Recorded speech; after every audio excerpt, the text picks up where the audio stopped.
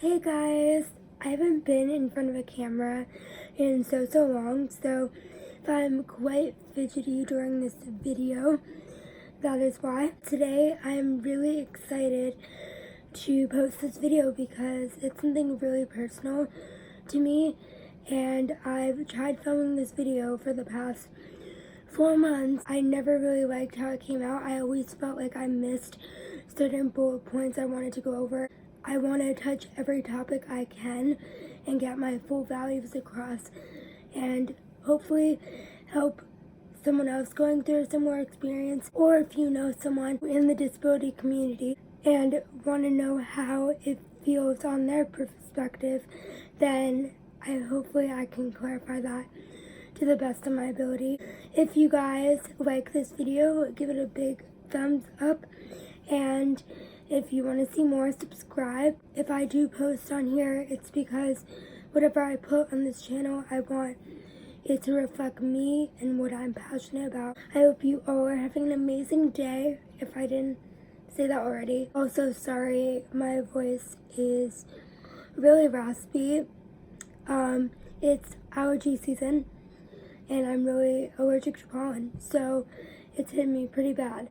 I really want to help society understand and not be afraid to talk about disability, to understand that no matter what disability you have, that everyone deserves an equal chance. We're all people and we deserve all the same rights, because my experience with my disability is very different than the average norm that the media portrays or society portrays. So I really want to educate people and get the point across.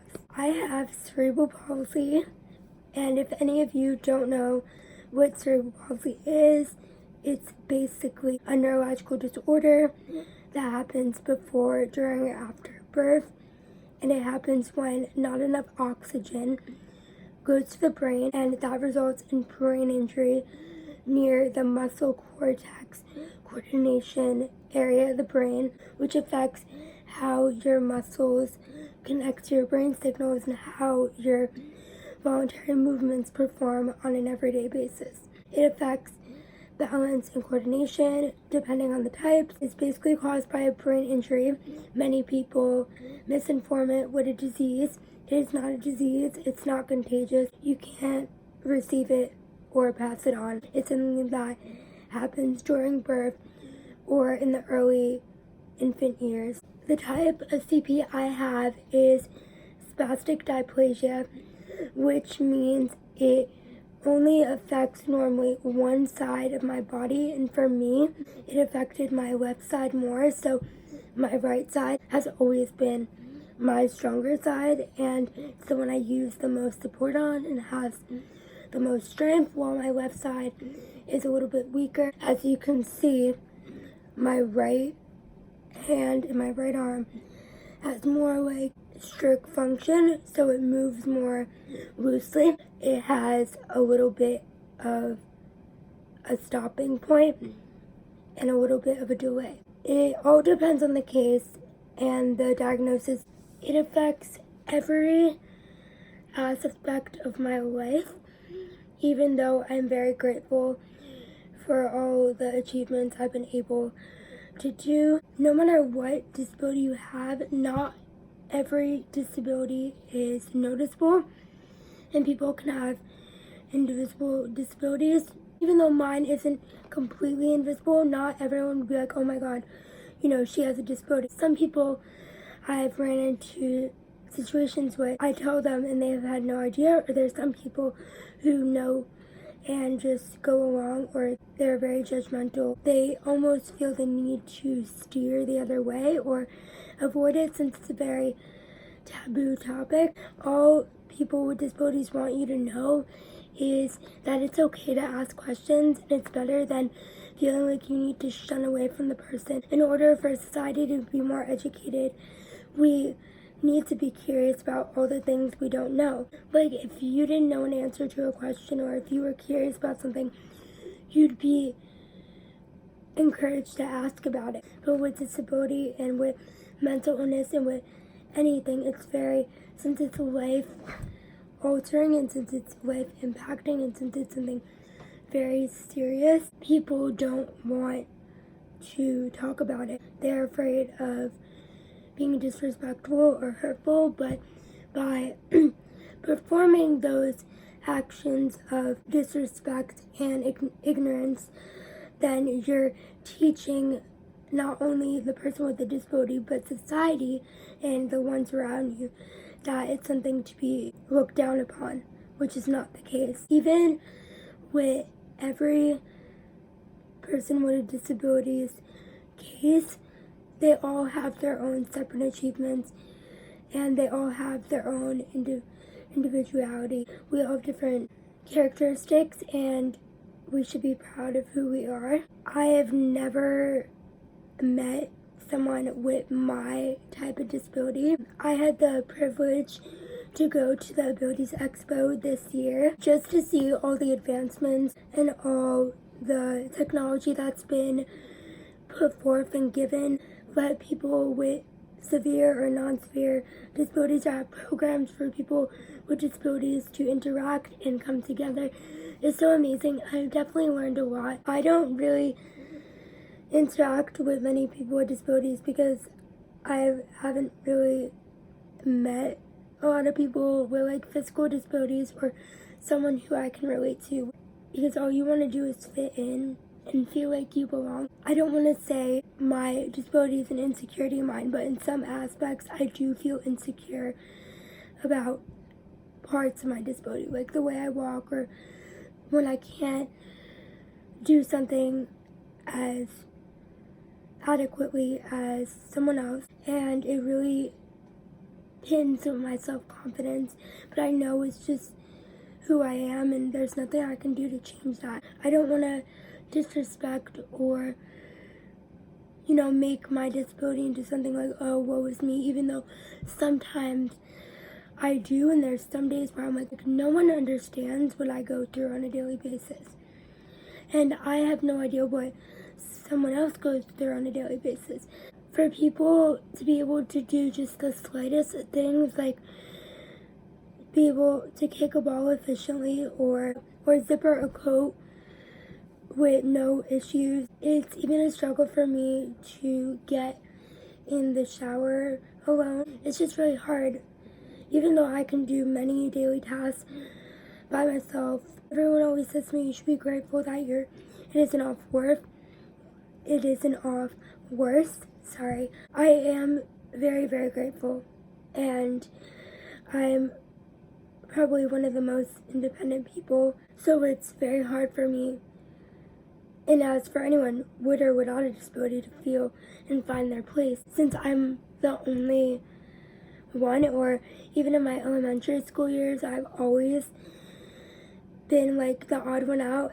Due to people and teachers' misconceptions, I would often get isolated a lot in group and class activities. And even though at the time, through the early years, I didn't quite grasp the idea, around, I want to say 3rd and 4th grade, I really started to understand how these people were looking at me and how they were treating me. And my mom told me a couple years ago that in 2nd grade we were going on a field trip, and the teachers paired each student with someone to go along on the field trip because we were so little, and they didn't partner anyone for me because they considered me a special case. And since my mom was already chaperoning, they assumed my mom would be the one to handle me. Like, I'm not one to be handled. I'm my own person. There are still some aspects of my life that are influenced by my disability. Like, they had to install, during my freshman year, a handrail for me, which wasn't permitted because I could get upstairs. I'd have to hold on to like the wall to like not lose my balance or anything. So that was a really sweet surprise when that happened, because it touched me in a way that amazed me that they were so accommodating. In my elementary school, they were so accommodating. Like, they had to install elevators for me, as I was one of the first. I hate saying disabled because I'm like not, but I'm also not perfectly disabled. They had to put elevators in for me during my elementary school years. They put railings on the stairwell. They put handicap bathrooms in. And since then, there has been a special needs education program. People with disabilities, no matter what kind, mental illness, whatever, invisible, they always seem like a disability is like, I don't look down on it. You know, it's amazing. I live my life. Like, I love that everyone is so positive, but there's also some fraud behind it. You know, I'm not gonna sit here and be like, oh my god, yes, like, I'm a disabled person. You know, I am very proud that it's made me into the person I am today, and it's definitely taught me a lot, and I definitely wouldn't be given the values I acquired today without it. Given me a sense of empathy and caring for others. Like, I always worry about others before myself, because I never want people to feel as low as I have. Or I always wanted to be the friend I had when I was younger, because I didn't really have a lot of good friendships in my younger years, or not a lot of people accepted me for who I was. They would say underlying comments, and it really sucks when it's your peers. And just childhood and preteen and teenage years is really hard. I wish people would just be nice to each other. Like, even people who have done me wrong, I respect and I wish the best for them, even if they haven't done the best for me. But I'm learning at the end of the day, it's not my fault. And even though some days I still think like, oh, what if I did this? What if I did that? What if it's because of my disability? There are some people, even in high school, who I've told them about my disability. And once I told them, everything changed. I felt like there was something wrong with me. Well, there's definitely something wrong with me, but besides the case, high school has been really tough on me and my mental health and everything. And I just really want to move past it. I've really took it under my wings to really be an advocate for the disability community, not only for my disability, but for just the disability community as a whole. Help them see the best in themselves and go through that self journey, because I just want to help people, you know, even through the bad times, feel like they have someone to talk to, because there are often times where, you know, you feel like you have no one to talk to, and you do have friends, but you feel like no one cares about you. I always believe in communicating and working through issues and not really assuming the worst assumptions about other people. Even if there is a downfall in your life, you want to take it with grace and vulnerability and try to see it from the other person's perspective and try to see why they would act that way or what's going on. There's nothing to be gained from hurting another person, and you're basically in the equal playing field as them. And really, that doesn't teach you anything. Why keep people in your life only for your benefit? I think that's very selfish and very self-serving, and it's not fair to the other person. How we become is based on who we surround ourselves with. I hope the friends I have now stick with me for a long time, and I hope they're proud of me, and I hope they want me in their life, because sometimes I feel like they don't. The way I live my life is different from others, and I want to say I'm a really grounded person in my values, and I'm trying to use big words and sound intelligent, but hey, and let them know that there is someone like you and that we're all going through similar issues, and we can all come together and help each other and talk and boost each other up. It's really hard for me to make friendships based on people finding out about my disability. I'm really trying to regain my sense of what makes me the person I am. There's going to be a day where I don't want to say ashamed to have my disability, because I'm not.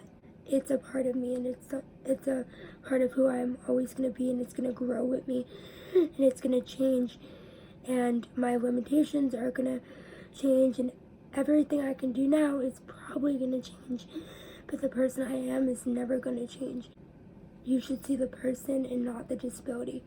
If you know someone with a disability, or you're friends with someone with a disability, or you know, are an acquaintance, let them properly introduce themselves, or let them, show their attributes. I encourage you to do so. Oftentimes, all people in the disability community want to be seen as is themselves, to be given an equal chance, and want to be seen as more than their diagnosis and more than their disability. And they just want to be treated as such, and as you would treat anyone else. When someone thinks it's someone with cerebral palsy, it's someone who is very low functioning, who needs walking assistance, such as crutches, a cane, but most commonly a wheelchair, and cannot use any of their arms or legs, and has severe brain injury. 17 million people in the U.S. live with cerebral palsy. All cases are different, even if someone doesn't look that way. Like, I'm here talking right now, and yes, I do have speech delay and speech issues. I have physical therapy once a week. During my elementary school years, my middle school years, I had physical therapy and occupational therapy, where we worked on certain actions to do with my hands and really work the core muscles. I could not walk till age 6. I had orthotics when I was really little too, to help me stretch my tendon and my ankle out. I have all different kinds. I'll probably do another video. If anyone has any questions or wants me to go into more detail on certain topics, I'd love to make this like a series. There are some things I still cannot achieve, but I'm working towards. Ponytail is what I'm working towards. Putting a ponytail in my hair by myself. This is in the courtesy of my mother. Even though it's always in the back of my head, I sometimes forget I have a disability because of how much I function like an able-bodied person. And always that time where I have to do a certain situation and it doesn't perform as best as someone else. And that's when it really makes me upset, and it's something I'm often insecure about. And I'm really proud to have a disability, but I'm not going to say it doesn't give me sadness and insecurity. Other than cerebral palsy, I obtained vocal cord paralysis due to the injury in my vocal cords. It injured my airway, so it closed my airway a bit, where I can't get the average amount of air as a normal person would through their lungs. I've had this since I was a baby. I would make this really loud wheezing sound when I sleep. Like, I could talk and everything and say sentences, but every time I would take a big breath in between. Even with people with more severe disabilities, they have their own sense of independence. People think we don't understand underlying jokes or comments, but we do. And it hurts just the same. And just because someone can't verbally sometimes speak for themselves, or do daily tasks for themselves, doesn't mean they're any less of a person. I'm not the norm, and people look weirdly at that. Like, they expect you to be a lower functioning case than you are. So when you can do all these things and complete all these tasks and just, you're mostly like them, they look down upon that. Just because I don't have the same experiences as other people doesn't mean my feelings or another person's feelings are any less valid. I hope you guys all enjoyed this video, and I hope I did it justice, and I hope you all took away something from this video, and hopefully you can teach other people to be more inclusive.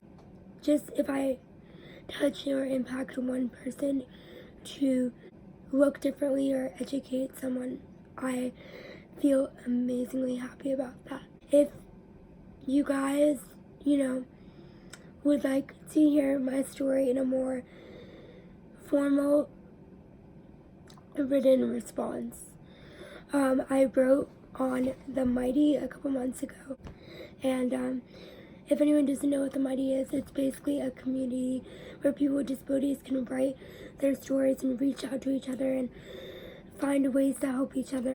But I hope you guys all enjoyed this video, and I hope you guys have an amazing day. I'll see you all in my next video.